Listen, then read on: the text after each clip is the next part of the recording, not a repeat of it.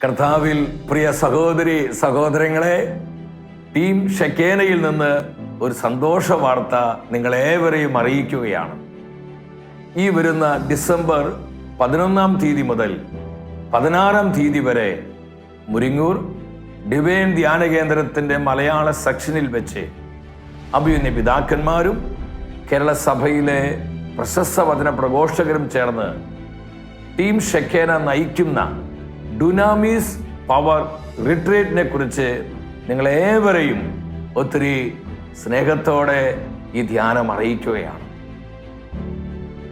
ഇതെല്ലാം നിങ്ങൾ ചെയ്യേണ്ടത് കാലത്തിൻ്റെ അടയാളങ്ങൾ തിരിച്ചറിഞ്ഞുകൊണ്ട് വേണമെന്നുള്ള അപ്പോസ്തലനായ പൗലോസിന്റെ വാക്കുകൾ ഞാൻ നിങ്ങളെ ഓർമ്മിപ്പിക്കുകയാണ്.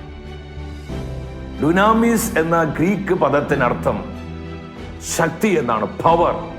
അത് പരിശുദ്ധാത്മ ശക്തിയെ സൂചിപ്പിക്കുകയാണ്. നമ്മുടെ കർത്താവ് പറഞ്ഞു അപ്പോസ്തല പ്രവർത്തനം 1:8, പരിശുദ്ധാത്മാവ് നിങ്ങളുടെ മേൽ വന്നു കഴിയുമ്പോൾ നിങ്ങൾ ശക്തി പ്രാപിക്കും. ഇത് വെറും മാനുഷികമായ ശക്തിയല്ല, ലോകപരമായ ശക്തിയല്ല. ഈ ശക്തി ഉന്നതത്തിലെ ഉയരത്തിലെ ശക്തിയാണ്. ഈ ശക്തിക്ക് ഗ്രീക്കിൽ പറയുന്ന പേരാണ് ഡുനാമിസ്.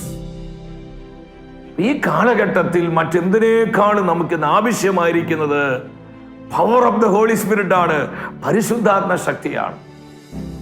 ആത്മീയ മന്ദതയിൽ നിന്ന്, വിശ്വാസ ത്യാഗത്തിൽ നിന്ന്, സ്നേഹരാഹിത്യത്തിൽ നിന്ന്, ആത്മീയ ശുഷ്കതയിൽ നിന്ന് കാലഘട്ടത്തിന്റെ അഭിഷേകം സ്വീകരിച്ച് കർത്താവിനും സഭയ്ക്കും വേണ്ടി ഒരു സൈന്യം പോലെ നമുക്ക് ഉണർന്ന് എഴുന്നേൽക്കണമെങ്കിൽ പരിശുദ്ധാത്മാവിന്റെ ശക്തി കൂടിയേ തീരൂ. എൻ്റെ സഹോദരി സഹോദരങ്ങളെ, അതിനു വേണ്ടിയാണ് സ്വർഗം ഈ 5 ദിനങ്ങൾ നമുക്കായി ഒരുക്കി തന്നിരിക്കുന്നത്. ഈ കാലഘട്ടത്തിൽ ഈ ധ്യാന ശുശ്രൂഷയുടെ പ്രാധാന്യം മനസ്സിലാക്കിക്കൊണ്ട് കാലഘട്ടത്തിന് ആവശ്യമായ അതിസ്വാഭാവിക കൃപകളാൽ നമ്മളെല്ലാം നിറയപ്പെടുവാൻ നമുക്ക് ഒത്തിരി സന്തോഷത്തോടെ ഈ ധ്യാന ശുശ്രൂഷയിലേക്ക് കടന്നു വരാം. നിങ്ങളേവരെയും ഡുനാമിസ് പവർ റിട്രീറ്റിലേക്ക് ഒത്തിരി സ്നേഹത്തോടെ സ്വാഗതം ചെയ്യുകയാണ്.